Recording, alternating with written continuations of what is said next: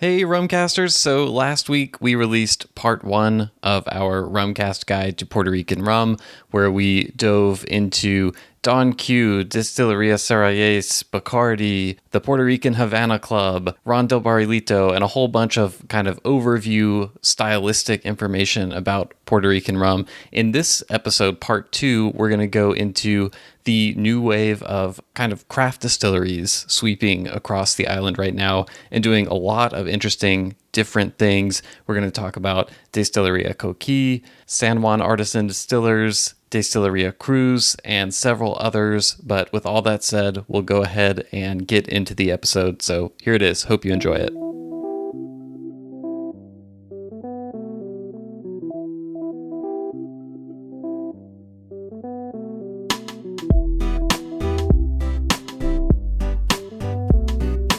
So now I think we should transition to the new wave, the craft distilleries. Yeah. And the best place to start there is with a place called Destilería Coquí, which is located in a town called Mayagüez, which is on the west side of Puerto Rico. So it's quite a distance from San Juan. Yeah. It's not the part that you're normally going to fly into. Do you know what coquí means in I do, actually. Oh, you do? Okay. Yeah, all right. it's a frog. Yeah, it's a frog that makes that sound. Coquí? Coquí? Yeah. Yeah. I forget that, you know a lot of this stuff. Yeah. Well, no, I was completely ignorant to that, but, they quickly brought me up to speed. They brought you up. Okay. And their logo has a coquí frog on it. So there you go. What's really interesting, this place was started by husband and wife Hector and Maria Quiñones in 2009. That's my family name. Oh, is it really? It is. Quiñones? Yeah. Quinones is my grandmother, yes. I wonder if you're related. That would be amazing. I have no idea. I'll have to ask her. Hector he showed me around the distillery, an absolute character, just really funny. Every other word out of his mouth is man or dude, just like that kind of vibe. They also own Also sounds like my family. That's funny. They own a marijuana dispensary that's located next door to the distillery. And just a really super interesting guy. He has an engineering background. And so they started doing it in 2009, and kind of what I would say they're known for 3 things. One of which is they were like, other than Bacardi and Cerayes, there was no other active rum distillery in Puerto Rico between the 80s and 2009 when they started Destilería Coquí.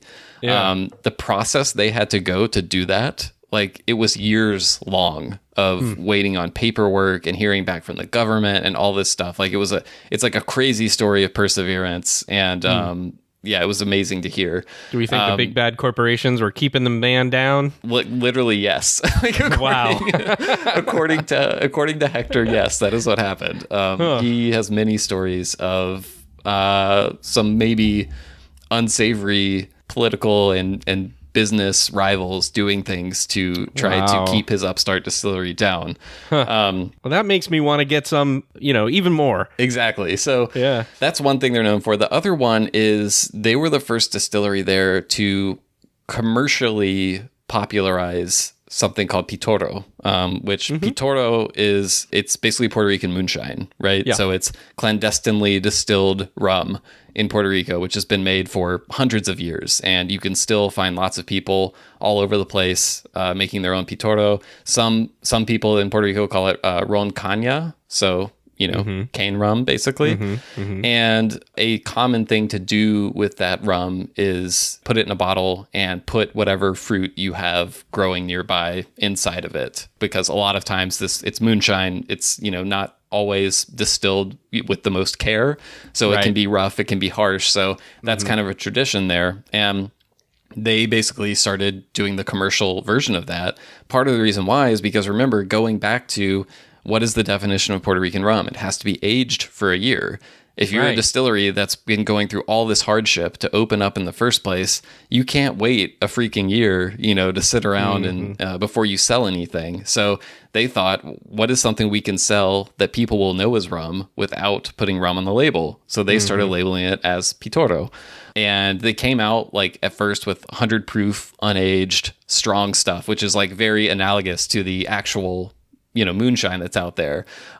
Quickly discovered, however, Mayagüez is a college town, and that's not necessarily the type of spirits that young people are accustomed to drinking. Hector told me that like a lot of them thought of Pitoro as like their grandparents' spirit, It wasn't cool. So what they started doing was they proofed it down. They started adding fruit to the bottles, and it became a big hit for them. Meanwhile, they're also working on aging some rum so they can, release something that is filtered, like a filtered white rum, that would compete with the likes of Bacardi and Don Q.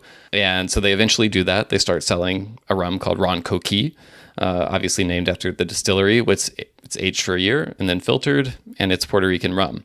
And one thing that is interesting, if you look at it really closely, they actually still can't call it rum technically because they bottle it at 39% ABV. So if you look at it closely, it says rum with natural flavors, even though Hector tells me there are no flavors added to it. He wanted to bottle it under 40% because they can pay nearly half the amount of taxes that way.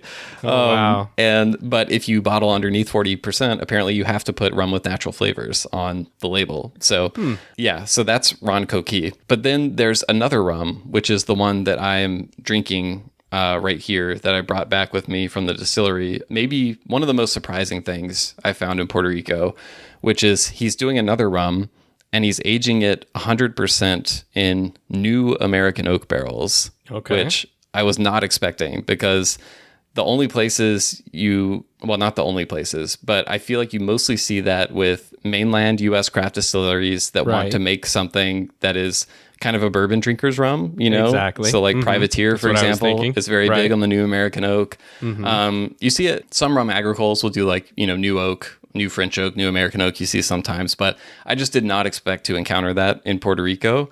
And if I gave you this glass right now, I think blind, you would think this was Privateer rum. Like that's... Wow. It tastes really similar to Privateer. Obviously there's some differences and stuff, but I was just like, oh my God, like I wasn't expecting to encounter this style of rum here at all, Yeah. So this rum, the brand is called Carjackers.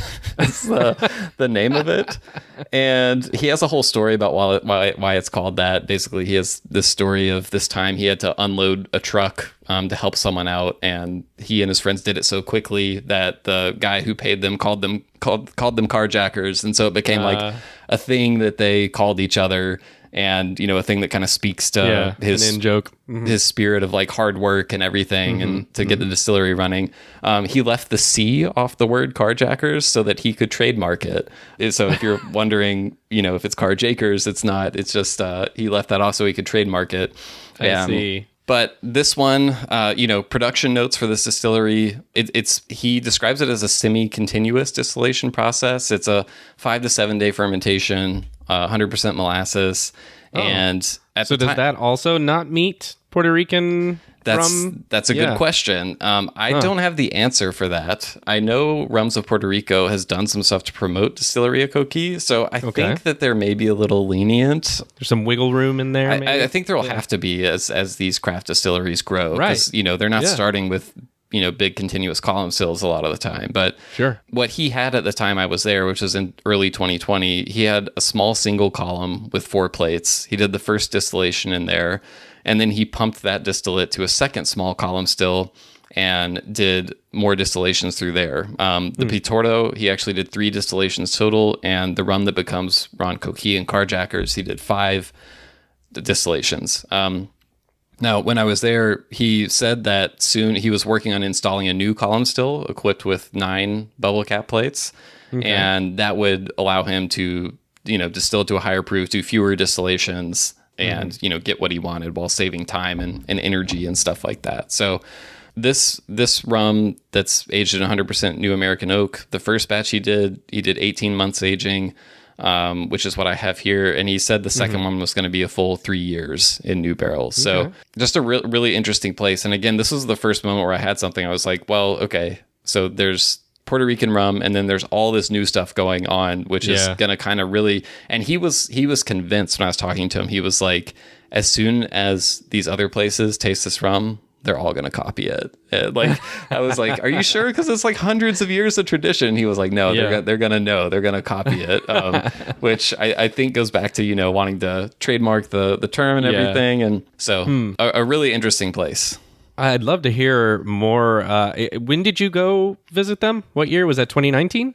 No, it was 2020. It was literally 2020. They started making hand sanitizer at that distillery. It was like coming off the line, the bottling line, while I was there. Yes. It was the very beginning of March, like right after I got home is when I was supposed to visit Destilería Cruz and I couldn't because they shut everything down. Yeah. So okay. So I mean, it's almost at least 2.5, if not 3 years later. Pretty soon, it'll be there before we know it. So I'd love to get an update on what they're doing and how things have aged and what else has come out of that. It seems super interesting. Obviously, that's not available outside of the island at the moment. I don't believe they're exporting. Okay. Yeah. Okay. So you gotta go there, but if you can, they had a tasting room and a bar at the distillery. So go there. Hopefully you'll get to talk to Hector and Maria. They're both super cool. So many stories that we don't have time to share here, but it was fantastic.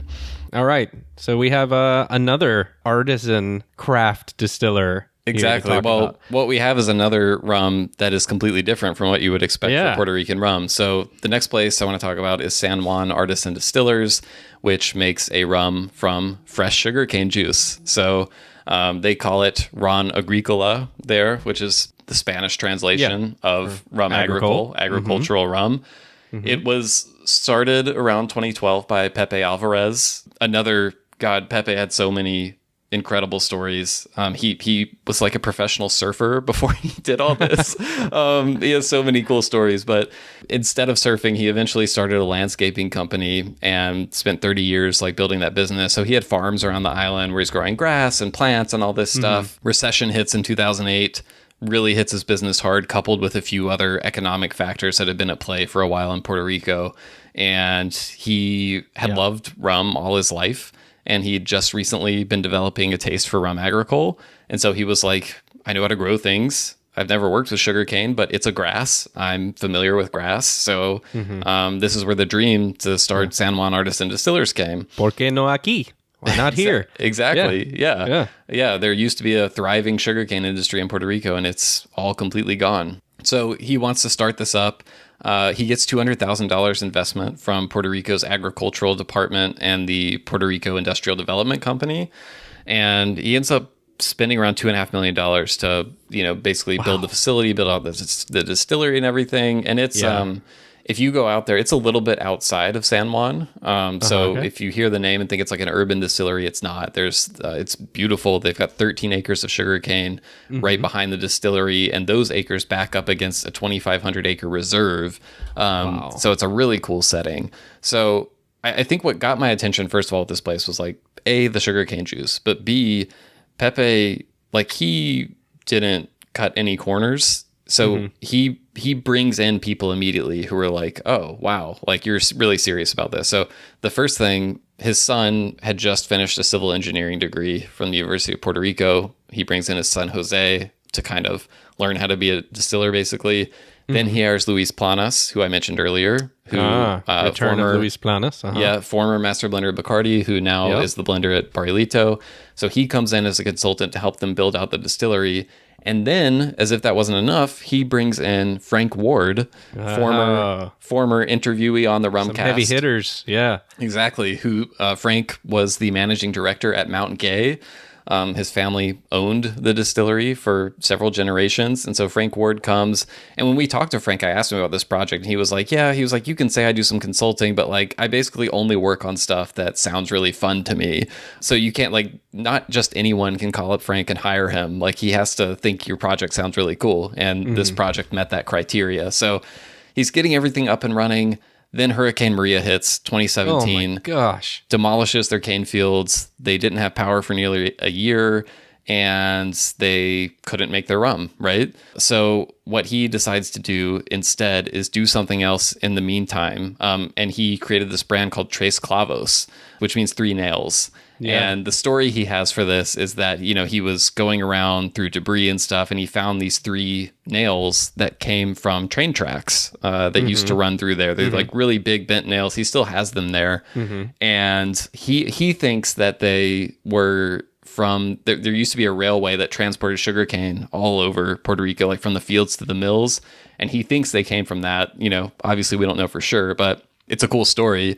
And he had this great line when he was telling me the story. He was like, I saw these 3 nails, and like I looked at my family and I said, "Fuck the hurricane, we've got to do something." So that was like the ingenuity, was he found these nails, and what he decided to do was he sourced some cane juice rum from the Dominican Republic. And he basically decided to do his own spin on Pitorro, like Hector was doing, right? So he started this Tres Clavos brand. He gets the cane juice rum. He infuses it with fresh fruits and spices from all over the island. So pineapple, ginger, passion fruit, coconuts, mangoes. This really wonderful fruit called canepas that I had never had before I went to Puerto Rico. So he starts selling the Tres Clavos brand. It does really well, brings in money. He's able, to replant sugarcane. 2 years later, he's finally distilling this fresh cane juice rum that he calls Ron Pepon. Pepon means Big Pepe, which is a tribute to his father, who was also named Pepe. Yeah, so they're crushing cane right there behind the distillery, ferment for about 5 to 6 days, double pot distill, comes off the still 140 proof. They either dilute it to 130 for aging, or they dilute it for 86 for bottling. And now, as if this all wasn't interesting enough, the pot stills themselves that they have there, these big, beautiful red pot stills, they have an interesting rum story as well. So these are pot stills from France, cognac-style stills made by a company called Chavignac. And they originally built them for a little company called Moet Hennessy, which started a little rum project in Trinidad called Tin Cane, which I'm sure I know you're familiar with, because you have a bottle of Tin Cane, and people are probably seeing all these interesting independent bottle releases over the past year from Tin Cane, which Tin Cane eventually closed and left behind like a lot of rum that is, going to be slowly dripped out over the coming years. And some stills, like you said. So Pepe had actually already bought a modern hybrid still from Holstein in Germany, but then he had this opportunity to get these 2 huge, beautiful pot stills, and he couldn't resist. So he has those as well, and he's using the 2 Chavignac pot stills from Tin Cane to make Ron Pepon, and he's using the Holstein still, which he says makes kind of like a lighter cane juice distillate. He plans to eventually use that distillate for Tres Clavos and,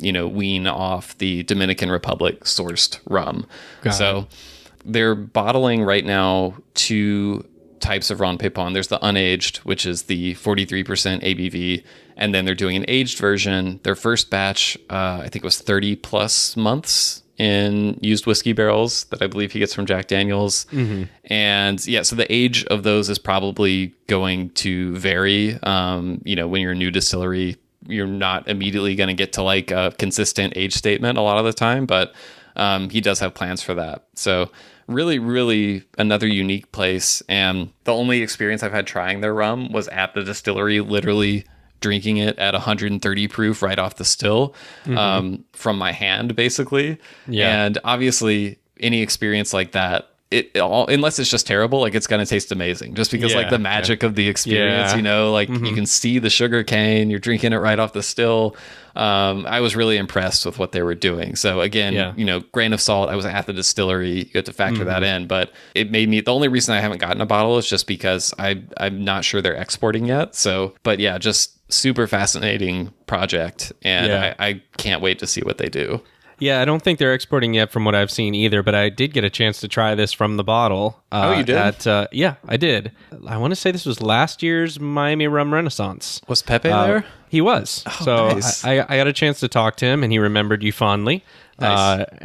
So it was really good to just kind of try the rum there from the bottle at 86 proof, which was very nice. I don't remember, I'm just being honest because it was almost a year ago at this point, if it was just the unaged I tried. I want to I want to say it was just the unaged. Okay. I don't think I had the aged one, but I did really enjoy it. It's obviously very well made. I'm looking forward to seeing more of that. And like you said, maybe that will get over here for sale soon. That would be great. Yeah. I'll put some pictures of these places that I took while I was there. I have pictures from San Juan Artisan Distillers and Destilería Coquí, and the next distillery we're going to talk about as well. So we should move on to them and then close it out, because there's just so much to talk about. I don't want this episode to go on forever, though. But I know, but Puerto Rico makes a lot of rum. I know they do. What are you going to do? Maybe this should be a two-parter. Maybe so. So the last place I want to talk about in detail is Destilería Cruz, which makes a brand now called Juan Artisano. And this place, this was the biggest adventure, I would say, because it's located in kind of the central part of the island, which is kind of like a lot more mountainous than I thought beforehand. Absolutely beautiful. It's in this really small town called Jayuya, which is really fun to say. And I mean, you're just taking these like windy mountain roads, and like there's, all this rainforest and like mist and stuff in the air. It's just a complete 180 from, the beach environment. And at the time I went there, they also started out just like the other two places, surprise, right? Doing a commercially made Pitoro. And they had the brand was called Puerto Rico. So kind of a play on words there. I see. And at the time I went there, they had kind of versions with fruits macerated in the bottle. They actually did like an unaged, unflavored version that they bottled at 106 proof.